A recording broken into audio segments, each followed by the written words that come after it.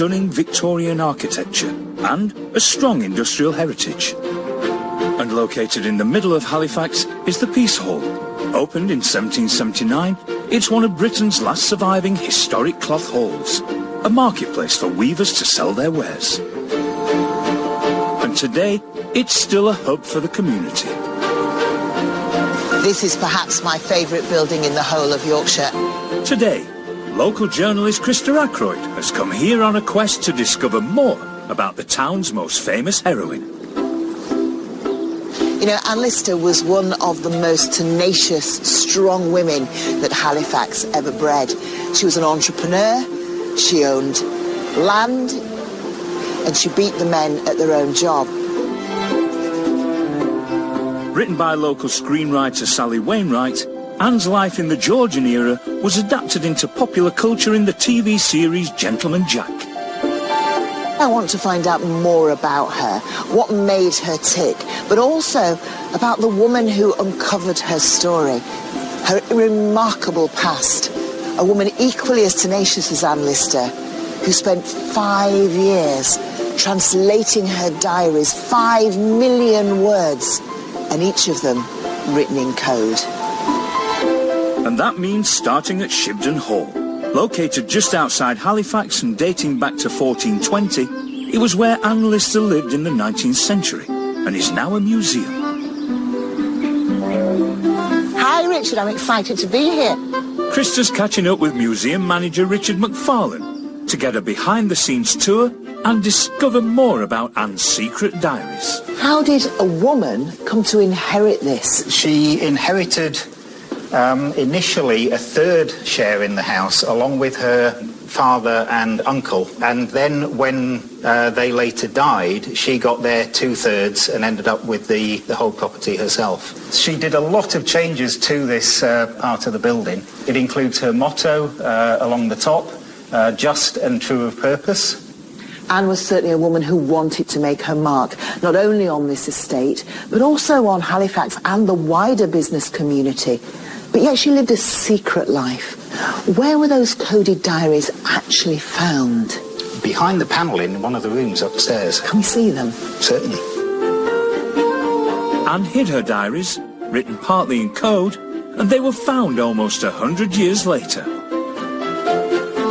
They were found in the early 20th century by John Lister, who was a relation of Anne Lister, and he was the last resident of Shibden Hall.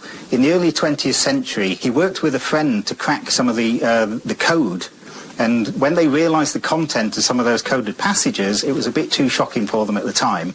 So the diaries were then concealed again. It was recommended that it would be better to keep this quiet and for the diaries to be burnt so that people wouldn't have known what Anne Lister had been up to. But John Lister, as an antiquarian historian, he just couldn't do that. So he actually kept hold of the diaries. They remained hidden for another 50 years. But there are other secrets in Shibden Hall. Lead on. I'm dying to see them.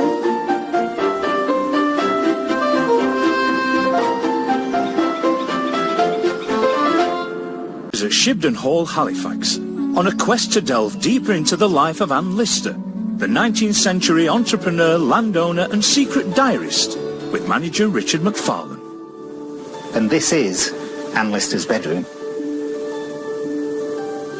Obviously she's known the world around now as a lesbian icon, but at the time she would have really had to keep that secret, wouldn't she? It was just not something that was particularly accepted by society in general.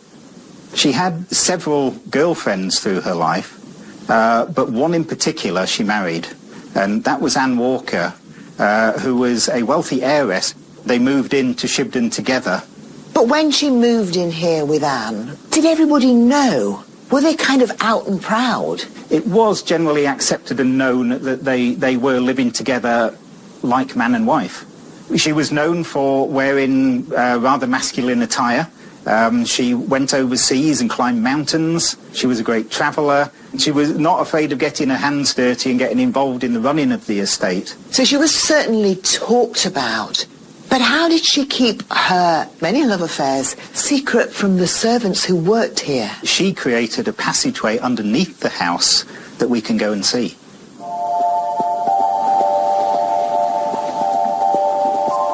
You lead the way? This is a real privilege for Krista. She's entering a part of the house not open to the public. So this was a secret then, and is still a secret now. So Anne Lister created this passageway that goes under the house, goes from one side right the way through to the other. And this would allow the servants to pass down here and not be seen by the members of the family upstairs. Why did you want to do that? Whereas it's useful to have servants around, you don't necessarily want them cluttering up the place. And yet, I wonder if the real reason is that she knew she had plenty to hide. And next up for Krista is a meeting with the incredible 90-year-old codebreaker who unravelled Anne's racy life 100 years after her secret diaries were discovered.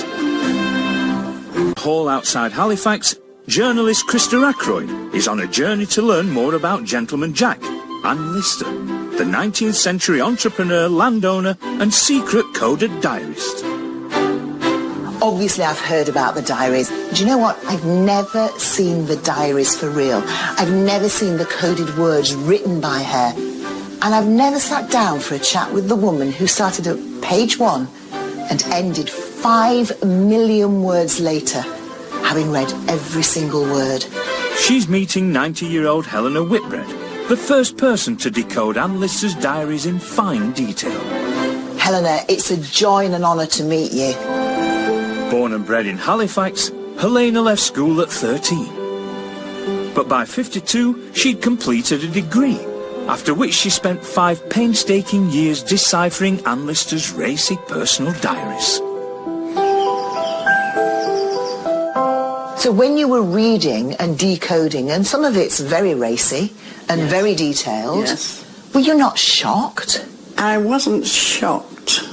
I was a mature woman, you know, and lived a sort of a life among gaining experience as you go on. I had no idea of the treasures that were there, but I was amazed to find this very vibrant sexual life that Anne Lister was having. Can I open the box, as they can say? Indeed, yes.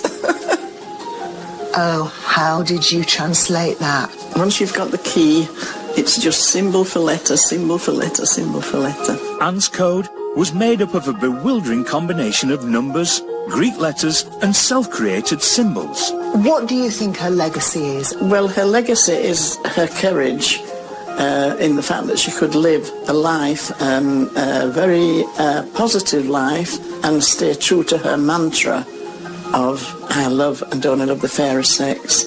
And I think this is what she's passed on now to the lesbian communities all around the globe. An incredible woman, and what a legacy. What a legacy she left. She gave women permission to be who they were.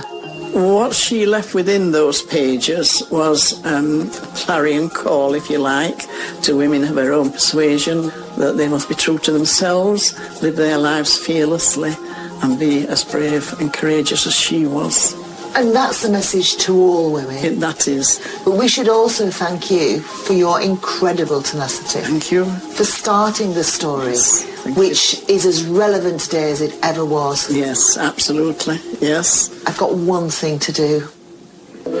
I want to walk out of these doors as she would. All right. Proud, strong, with my cane, with my long black coat, and my cap. You'll make a wonderful Anne Lister. And I bid you farewell. A farewell. Helena Whitbread, it's been a joy. Thank you. Thank you.